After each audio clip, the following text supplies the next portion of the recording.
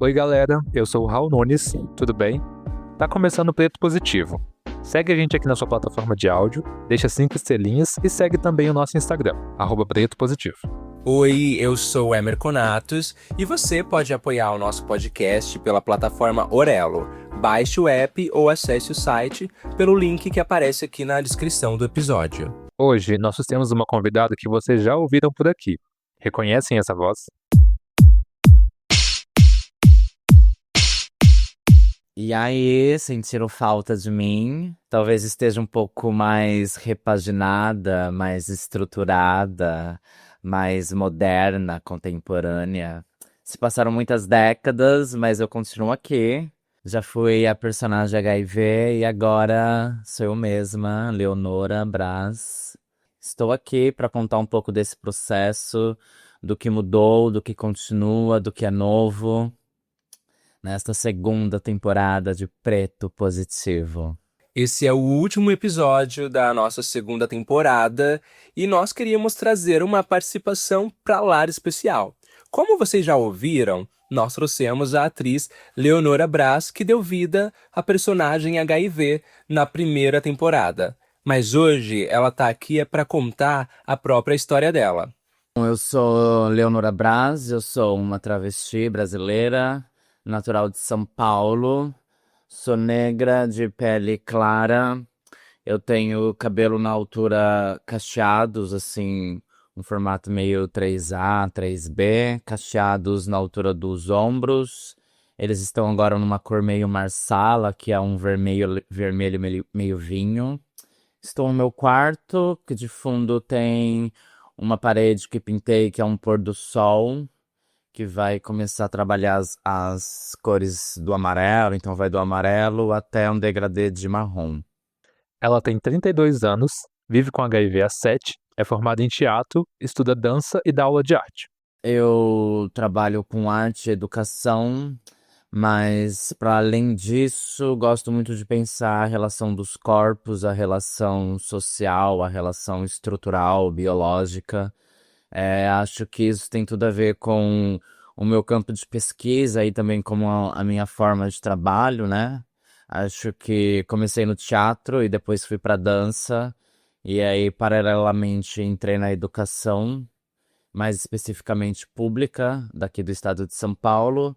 E aí eu acho que são caminhos que vão fundamentar minha pesquisa. Ultimamente eu estou trabalhando nos pensamentos que abarcam Spinoza, abarcam um pouco de esquizoanálise, para pensar um pouco da relação do corpo, o que é o corpo, o que pode o corpo, tanto na questão social e estrutural, como já disse. Como boa virginiana, ela adora planejar as coisas e pensar em novas trajetórias para o seu futuro. Além disso, a Leonora ama plantas e adora cozinhar. Vai ver, isso tudo tem ligação com a criação dela. Falar sobre de onde eu vim é sempre uma viagem, assim, porque eu sou de São Paulo, mas eu morei em São Paulo até os meus 10, 11 anos. Geralmente morei em Perus, assim, nessa faixa. Nessa fase eu tava morando em Perus, em várias cidades, sempre fui de mudar muito. Mas aí, por questões do casamento do meu pai e da minha mãe, que eles estavam separando, a gente mudou pra Marília. E aí é onde eu vou ficar lá até 2014. Então eu fico morando lá há cerca de 10, 11 anos. E aí eu meio que me considero um pouco de São Paulo, mas ao mesmo tempo por ter vivido a minha adolescência e o final da minha infância em Marília, também me considero um pouco interiorana. Porque aí vai ter essa transição de espaço e como você falou de territórios, né, geograficamente, eu saio de uma cidade metrópole, onde, por mais que eu morasse, né, em Perus, que é periferia, assim, né, de São Paulo, mas ainda assim carrega um pouco o ritmo, carrega um pouco essa energia de São Paulo, né, de grande cidade, onde tudo não para, e muitas pessoas, e trânsito, e aí vou para uma cidade de 450 quilômetros, mais ou menos, de distância de São Paulo, então raramente vinha para São Paulo. E lá já é uma cidade com muito menos habitantes, são 100 mil habitantes. Então lá já tem a presença também da natureza, muita cachoeira. Então já acabo mudando e é justamente nessa mesma fase onde eu consigo também me possibilitar a ser eu mais, assim, né? Um pouco mais na sexualidade, mas ainda assim me descobrindo. E aí essa descoberta acaba sendo nessa cidade mais afastada e ao mesmo tempo também com menos. Acho com menos acesso a pensamentos tanto políticos e sociais sobre diversas questões, né? Que eu acho que São Paulo traz justamente nesse encontro de diversidade de pessoas e pessoas tanto de raças, de sexo, gênero. Então, Marília foi um lugar de eu me descobrir, ao mesmo tempo de uma forma mais, como eu posso dizer? Ao mesmo tempo que me possibilitou essa descoberta mais tranquila, mas ao mesmo tempo era os acessos que a gente tinha ali eram poucos, porque é uma cidade ainda muito conservadora, ainda hoje. Então, as pautas que se erguem lá são umas pautas, não sei se eu queria dizer a palavra atrasadas, mas elas estão em um outro tempo, que não é o tempo da cidade de São Paulo. Leonora se fez a partir de suas dualidades, entre a cidade grande e o interior, o feminino e o masculino, a mãe negra e o pai branco, a família do Nordeste e ela do Sudeste, e por aí foi. A infância, pra mim, também se separa nesses dois momentos, assim, porque em São Paulo a gente. Meus pais são comerciantes, né? Meu pai trabalha com caminhoneiro e tal, minha mãe também, né? Porque aí acabavam os dois trabalhando juntos nessa questão de comércio de ovos e tal. Então eu vou. Aqui em São Paulo eu acabo crescendo. Essa minha família é eu, minha mãe, apesar deles serem divorciados, né? Eu, minha mãe, meu pai e minha irmã. Então somos em quatro pessoas. Então a única pessoa que eu tinha mais assim pra brincar era minha irmã. A gente não tinha muito esse costume de brincar na rua, até mesmo por questões de. Meus pais sempre foram bastante assaltados, né? Por ter essa questão com comércio e tal. Então, sempre tinha esse lugar da criminalidade em relação ao comércio, né? Esse lugar de rua, de trabalhar, porque meu pai também fez ainda faz, né? Vende ovo em rua, corneta, assim, tal. Então, é uma outra logística. E aí em São Paulo eu sempre brincava em casa, então eu não tinha essa convivência com o mundo de fora, a não ser nas escolas, né? E aí em São Paulo, quando eu mudo para Marília, eu começo a criar essa liberdade, aí eu começo também a pensar outras coisas, né? Outras formas de possibilidade. A infância, para mim, ela acaba sendo esse lugar um pouco mais intimista até uma certa idade, quando penso na minha infância, ainda mais primeira infância, assim, é uma coisa mais de eu brincando ou sozinha ou com minha irmã, então sempre também acabei optando por brincadeiras mais lúdicas no sentido de como brincar sozinha, né? Ou com uma pessoa. Então, ou lendo, ou se vestindo de alguma coisa, imaginando coisas, essa coisa de faz de conta da criança, de ai, agora eu sou essa pessoa, agora eu sou essa coisa. Eu acho que a minha infância foi mais nesse lugar de possibilidades de me ver, né? De me inventar, com não tanto interferências do exterior no sentido de vivência, assim, né? No sentido de brincar na rua ou com outras pessoas. Brincava com outras pessoas, mas não era uma coisa muito frequente, assim. Conforme a Leonora crescia, suas questões identitárias foram crescendo também. E não só ela, mas outras pessoas foram percebendo suas particularidades, principalmente no que se referia à sua negritude. Eu acho que todas essas questões, né, identitárias, ela é e sempre vai sendo, né? Porque a partir do momento também que a gente pensa, o nosso corpo muda, as relações com o exterior, ao mesmo tempo também como o exterior vai entendendo essas pautas e o nosso corpo, as questões também vão se criando e somatizando.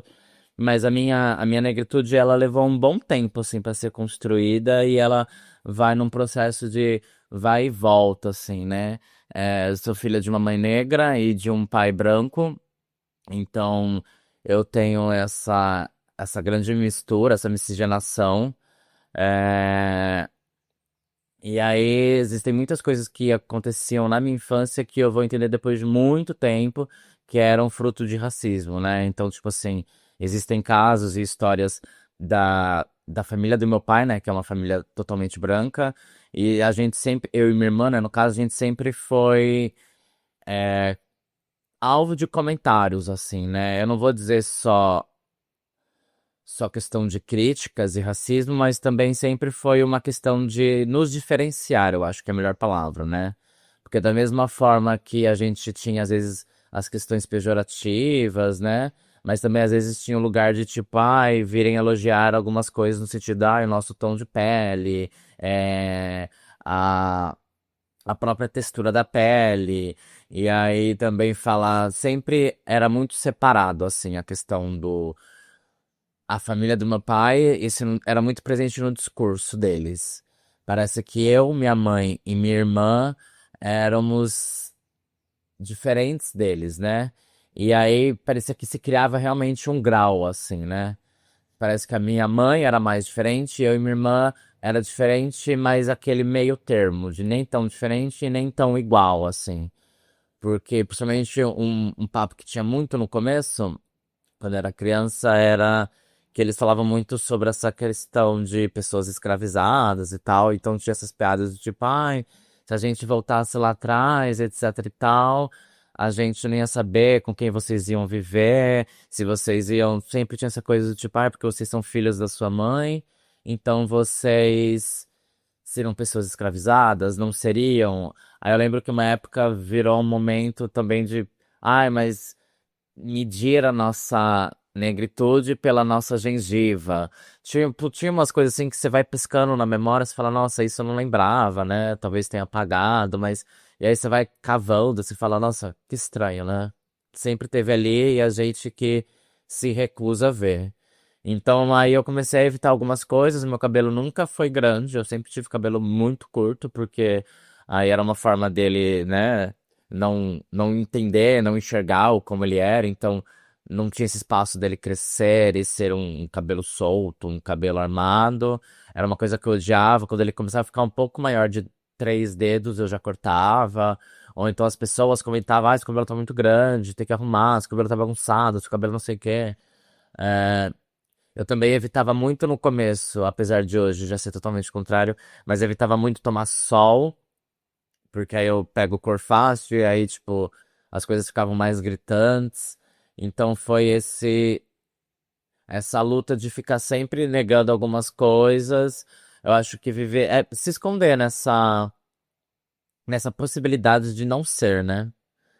Eu acho que foi sempre esse caminho, assim. Aí a negritude eu vou começar a entender depois que eu volto para São Paulo. É, Um pouco antes eu já entendia porque aí amigos em escolas, né? Estudei em uma época em escola particular, então, tipo assim, e Marília é uma cidade muito branca, assim, porque ela ali tá perto, ela faz divisa muito com o Paraná, assim, então ela tem muita influência de uma cultura branca e tal, então muitas pessoas que moram lá são brancas, assim, uma cidade bem branca.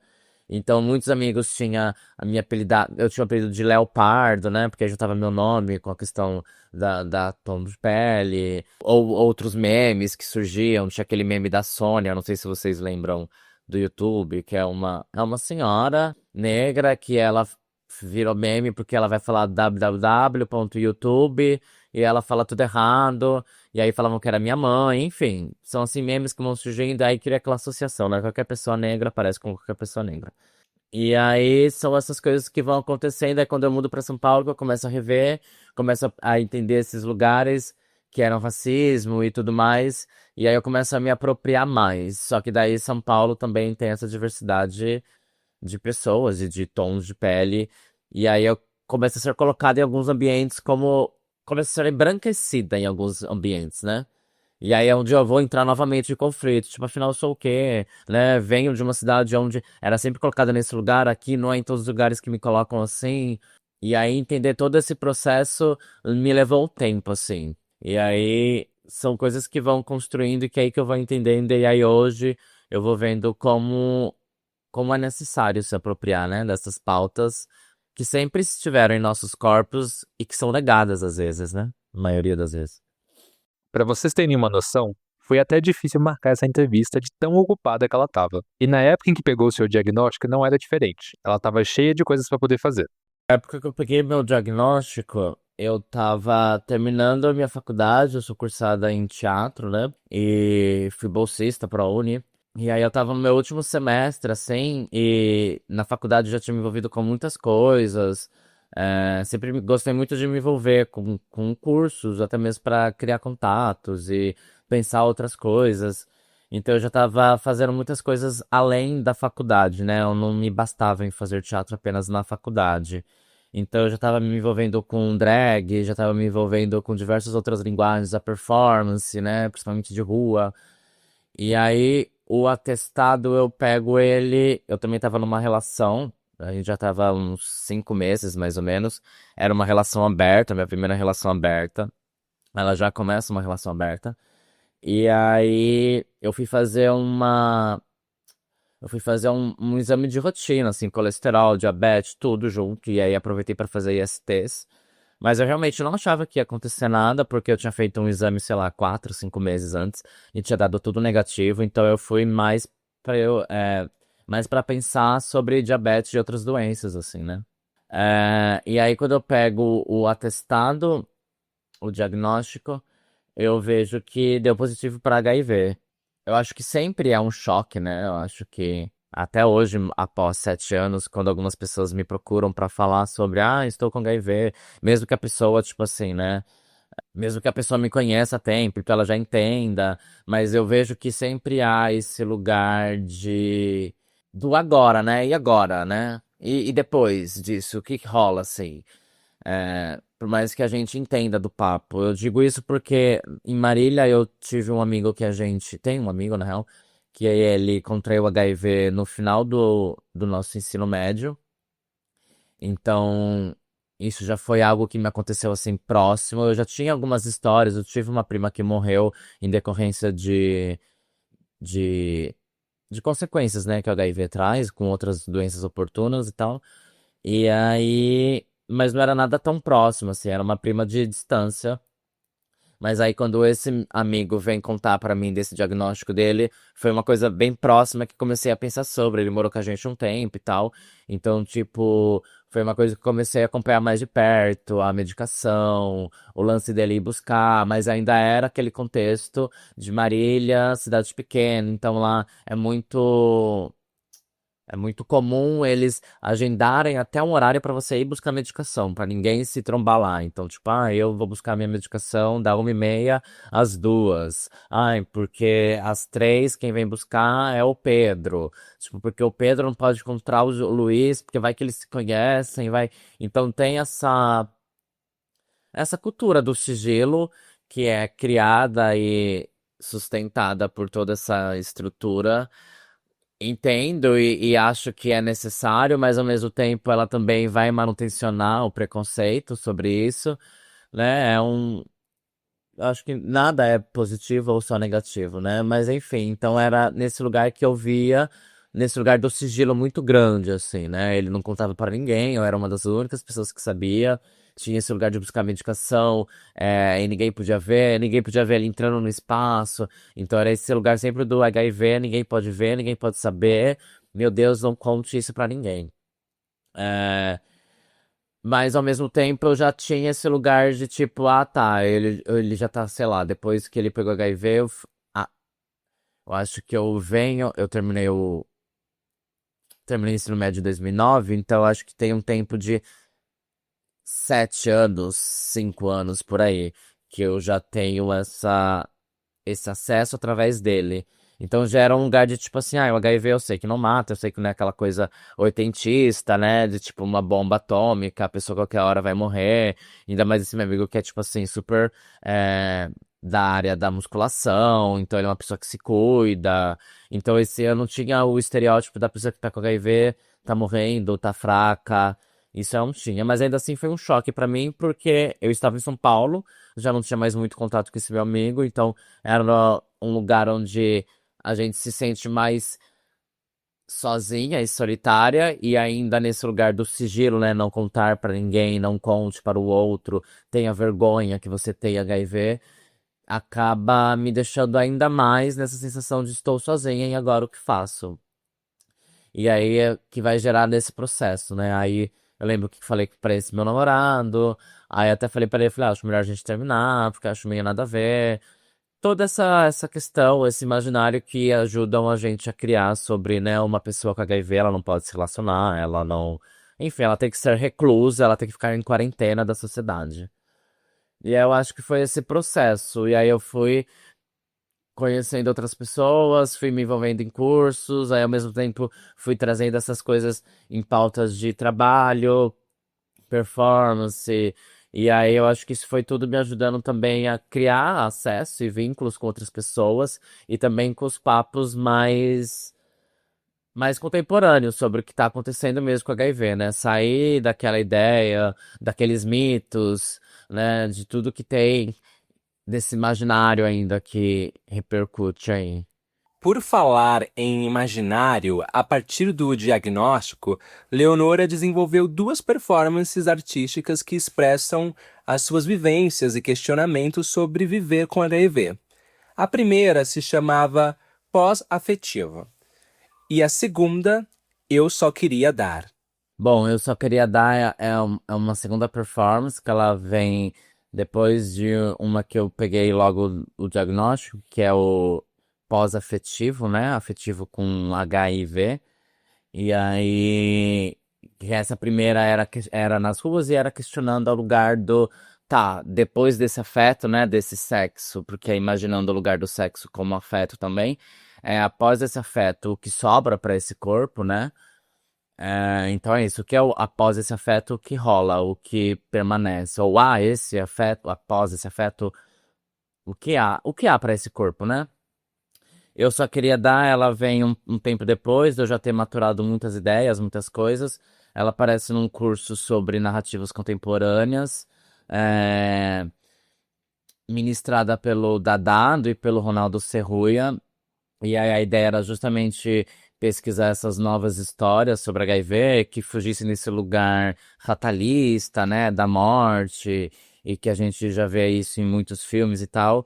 E era pensar novas formas de diálogo, né, de processos e tal. Eu demorei um bom tempo para entender o que eu queria fazer, mas aí eu acho que foi acontecendo assim, uma coisa atrás da outra, que aí eu fui ligando na questão mais sexual, acho que por isso que esse nome eu só queria dar, porque eu também queria ressaltar tanto.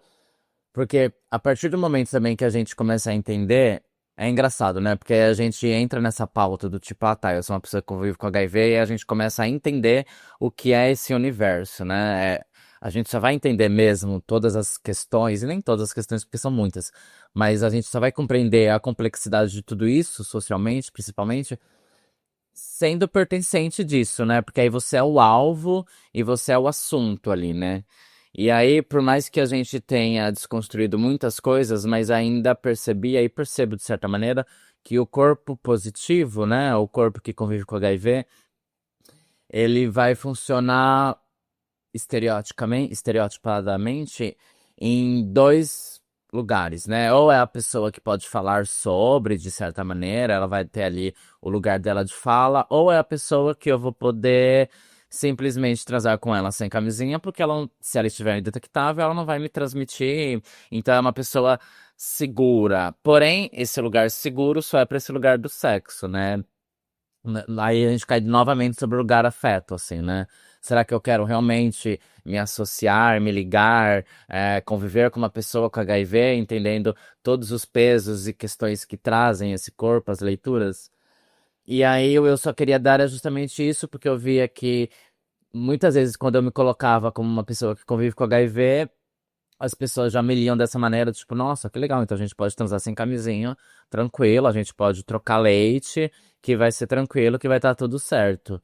E aí é por isso que eu começo a fazer essa é uma performance que ela tem uma grande conotação sexual e ela é justamente proposital isso, porque ela é criada em cima de uma música e onde eu vou falando um texto musicalmente, assim, né?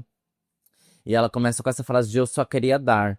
E aí eu vou misturando algumas palavras e no final eu entrego esse texto inteiro, que na verdade eu não tô querendo falar de dar sexualmente, aí eu só queria dar um recado, que aí é justamente esse protesto de tipo assim, parem de sexualizar os nossos corpos, porque HIV não é só sobre sexo, da mesma maneira que eu estou aqui e que realmente também tenho meus desejos e minhas vontades, mas eu também faço diversas outras coisas, não sou só uma pessoa que convive com HIV e que não vou transmitir ou que estou indetectável. Então é esse lugar de eu só queria dar um recado e me libertem desse lugar sexual. Então é brincar justamente com toda hora essa ideia do puxar essa ideia sexual, me colocar sexualizada ali, mas para depois quebrar e falar, não, eu não estava falando de sexo. Você está ligando essa imagem porque estamos falando numa performance sobre corpo, nudez, sexo, HIV, mas eu não estou falando que eu estou questionando o espaço aqui de sexo, estou questionando o espaço social. A arte foi indicando os caminhos para Leonora, não somente nas questões relacionadas a seu diagnóstico, mas também se tratando de gênero. Ela, que até então se considerava uma pessoa cisgênera, começou a estudar a arte drag e acabou se percebendo uma pessoa trans, uma mulher travesti. A gente que trabalha com arte, né? Eu acho que a arte sempre vai ter muito espaço assim na nossa vida e às vezes vai ter um espaço que a gente nem esperava que iria ter, né? Então eu acho que eu comecei drag também sem pretensão, assim, um amigo que chamou, né? Era essa coisa que tava super em alta, RuPaul's, etc e tal. E aí todo mundo querendo começar esse cenário drag, assim, e tal. E aí fui mais pela ideia da estética, é interessante, papapá. Mas também foi sempre uma característica da minha drag que eu não gostava muito de usar peruca. Eu me sentia desconfortável usando peruca, assim. Então eu sempre usei meu cabelo, ou sempre alguma coisa assim, não era exatamente peruca. Eu cheguei a usar algumas vezes pra entender, algumas coisas usava, mas ainda era um lugar tipo, nossa, não me sinto eu. E aí as pessoas também sempre me questionavam, tipo, nossa, eu nunca sei quando você tá de Leonora, quando você tá de Léo, tipo, né? Meu nome de. Olha, eu abrindo o meu nome. O meu nome é Morto, nem sei se é o Morto, porque as pessoas ainda me chamam de Léo. Mas o meu nome de registro é Léo, nunca foi Leonardo. Então eu nunca tive um apelido, assim, necessariamente, né? Que fosse menor que o meu nome. E ao mesmo tempo as pessoas sempre me chamaram de Léo. Mas em Marília eu tive um apelido que era justamente Leonora. O nome morto, como diz a Leonora, geralmente é o nome de registro de uma pessoa trans, ou seja, o nome que ela não escolheu. Aqui é importante lembrar que a única pessoa que tem o direito de falar o nome morto dela é ela mesma. E aí, quando eu comecei a fazer drag, eu não tinha o nome ainda da drag, e aí eu coloquei Leonora. E aí foi nesse lugar do tipo, as pessoas questionavam, aí talvez começou a entrar na minha cabeça também, tipo, nossa, mas quando sou eu, quando é Leonora, eu vejo que o que me diferencia da minha drag talvez é uma questão de energia, ou eu me possibilitar mais, mas será que é só isso? E aí foi virando uma coisa muito maluca mesmo. E aí misturava essa coisa também de tipo, nossa, meu guarda-roupa, essa roupa é minha, essa roupa é da Leonora, não, não é, tipo, e aí tudo foi misturando, e aí chegou uma hora que eu falei, meu, eu acho que gênero, né? O que é essa construção de gênero? E aí foi uma coisa encaixando na outra, e aí a hora que eu vi, eu falei, talvez realmente a Leonora sou eu. Né? Não é só um alter ego, não é só uma persona. Acho que Leonora sou eu o tempo todo e talvez essa drag foi um caminho, ou ela ainda pode ser uma energia, mas foi esse lugar de quando a gente, né, vive algo artisticamente e aí a gente puxa para nossa vida ou tá tão relacionado que aí a gente vê fora desse lugar só artístico, né? Vê nesse campo íntimo, pessoal, social.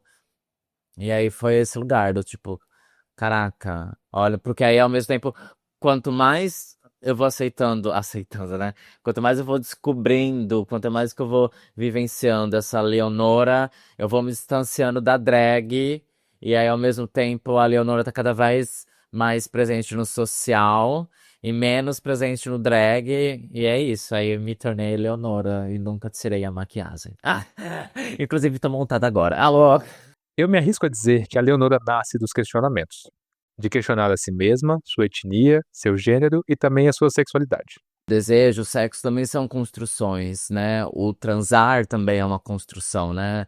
Essa coisa do papel, ativa, passiva, versátil, go in, enfim. Aí a gente vai entrando em títulos, rótulos, é interessante, é importante, mas ao mesmo tempo a gente não cair e ficar, né, frutas de objetos disso, né? De produção disso. Ah, me defino assim, vou ser só assim. É, então, o meu desejo, eu tenho tentado desconstruí-lo também, porque eu me percebi muitas vezes caindo em ações muito automáticas, não que elas não me excitem, mas eu posso testar outras coisas além do que eu já estava habituada, né? Do que vivi já há 30 anos. Então aí eu começo a entender outros corpos, começo a desejar outros corpos, eh, transar de outras maneiras. Eu acho que ele vai nesse mesmo lugar, assim. Eu acho que é aquela figura do iceberg, né? Eu acho que a ponta do iceberg chega nesse lugar do gênero, e aí eu vou desconstruindo o gênero, e ao mesmo tempo que eu vou desconstruindo o gênero, eu vejo que tem muitas outras coisas lá embaixo que eu quero desconstruir também. E aí vai entrando em relações, desejos e tudo mais. A gente não muda sozinho, né? Enquanto a gente muda, a cidade muda, as pessoas mudam, as estações mudam, as gerações, inclusive a forma como a gente se relaciona com o mundo, com o outro e com nós mesmos, né? Meu, esse lugar da relação, pra mim, assim, tá um lugar. Tá um lugar gostoso.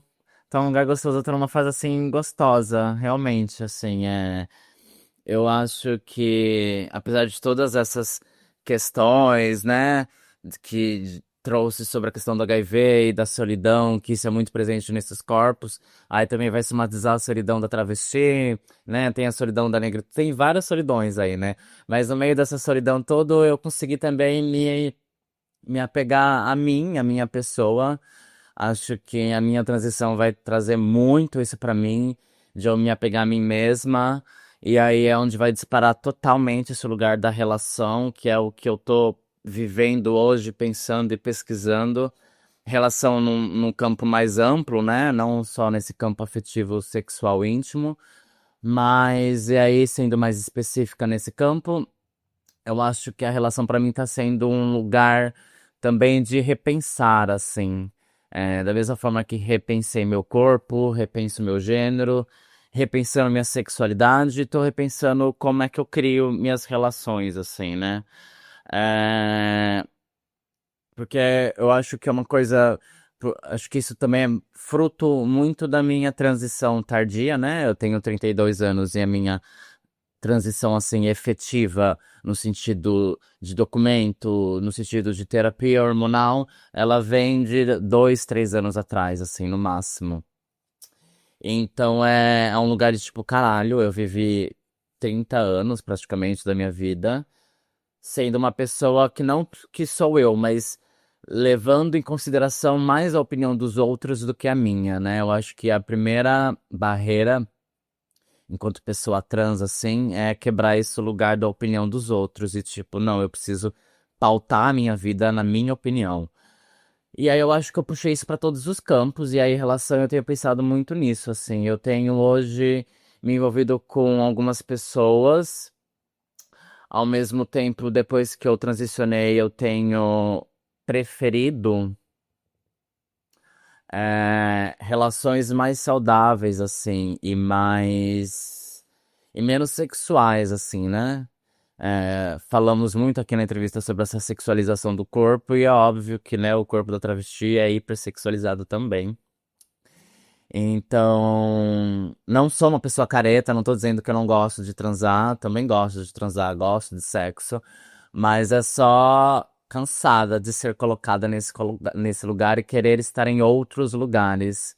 Então, muitas pessoas que encontrei ao longo desses 2 anos me possibilitaram estar em outros lugares. A maioria delas foram homens trans, mas tenho conhecido outras pessoas que me possibilitaram isso, e eu acho que eu tô partindo agora de me relacionar com pessoas onde eu possa ser eu, onde eu possa falar de mim, onde eu possa falar o que penso, o que desejo. Tenho preferido me relacionar primeiramente de uma forma mais na amizade e entendendo onde isso pode levar. Aí, claro que me fico confusa, porque, né, o que é também amizade, onde ela cabe, o que não cabe. E ao mesmo tempo a gente também pode criar essa relação mais de companheirismo. Eu acho que eu tenho procurado uma relação mais companheira, assim, sabe? Uma coisa de lado a lado, não. E tentando fugir também dessas armadilhas que a gente vê, né? Em músicas, em filmes, séries.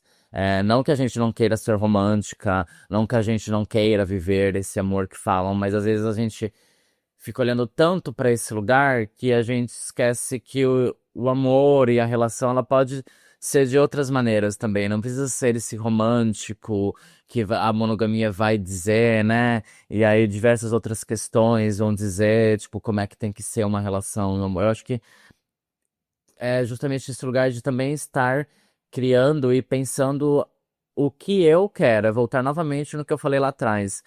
Eu quero criar uma relação pautada em mim, não mais pautada no exterior, de como as coisas têm que ser, e nos papéis estabelecidos.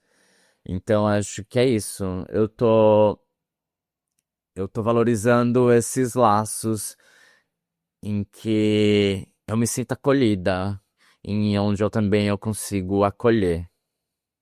Agora vamos falar do podcast? A Leonora foi a nossa primeira editora de áudio quando o Preto Positivo ainda era um projeto piloto. Depois, quando conseguimos o patrocínio na primeira temporada, ela entrou como atriz, dando voz à personagem HIV. E hoje, que nós seguimos de forma independente, ela tá aqui, de volta, encerrando a segunda temporada como entrevistada. Ou seja, ela viveu todas as nossas eras com a gente e faz parte dessa trajetória. É um processo de trajetória, assim. É legal, assim, né? Porque. É engraçado pensar nessa forma. Quando você me trouxe isso, né? E o convite também foi engraçado porque comecei a pensar nisso também, né? Nesse processo, nessa trajetória, assim. E ela é uma trajetória que vai estar também muito ligada, assim, comigo, assim.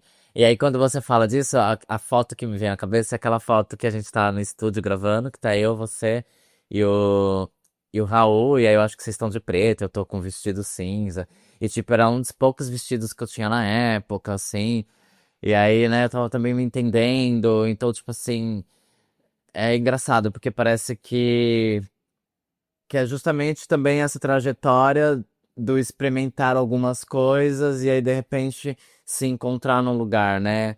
Fui nesse lugar da edição, que é um lugar que gosto muito de mexer, gosto muito dessa coisa de editar, né? Ainda mais música, áudio. E aí depois fui pro HIV, que é essa coisa do personagem, né? Então já é uma coisa neutra ali de. Não é, né? Porque estamos falando sobre um personagem, primeiramente, e ainda é um personagem que é sobre um vírus, então não é nada humano no sentido de homem ou mulher, mas ao mesmo tempo, ainda assim, né? O que é esse personagem? E aí volta agora como entrevistada, mas também mais apropriada de mim, assim, né? E é interessante, porque tem esse momento da primeira temporada, e aí um tempo se passa depois, aí vem essa segunda temporada, e eu acho que tudo é essa trajetória, né? Ao mesmo tempo também do podcast. Que nem você falou, né? Primeiro era uma ideia, né? O que é esse podcast? Ah, não sabemos, é uma ideia, né? Eu lembro quando a gente teve a questão de pensar vinheta, a questão de pensar música, e aí a gente estava envolvidas com o Vogue, e aí a gente pensou num lugar de, tipo assim, de como o Vogue podia entrar na trilha sonora. Então foram várias coisas que vinham de uma ideia.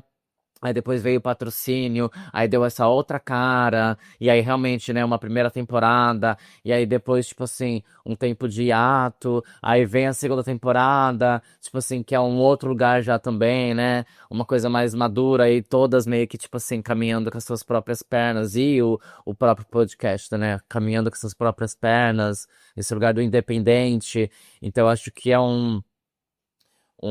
uma trajetória e um processo não só meu, assim, mas nosso, assim, né? Claro que tô falando agora especificamente da minha trajetória, mas eu vejo que tá todo mundo junto nesse lugar também do processo, assim, né? Tanto a questão do podcast, como também a gente e as nossas vidas particulares, ao mesmo tempo também as nossas vidas em conjunto, né? Nessa construção, nesse trabalho junto. Acho que é esse lugar de. Acho que parece que a imagem que vem na minha cabeça é essa montanha, assim, a gente subir nessa montanha. é, não sei dizer se esse é o ponto mais alto, mas é isso, é essa escalada, assim, né? Que vai fazendo, desde aí do projeto até. E aí, especificamente, minha, assim, também. Agora vamos pro bate-bola. O que mais mudou em você desde o diagnóstico? Eu acho que corpo na compreensão total, assim, física e biológica, mas nem era esse lugar. Eu pensei agora, tipo, nossa, isso pode ficar meio, como chama? Meio dúbio, né? Mas acho que também é interessante, porque não é só essa, é uma mudança biológica, né, de certa maneira, mas acho que pra mim a maior mudança é social, assim, social e psicológica, né? O que a Leonora do presente diria pra Leonora do passado?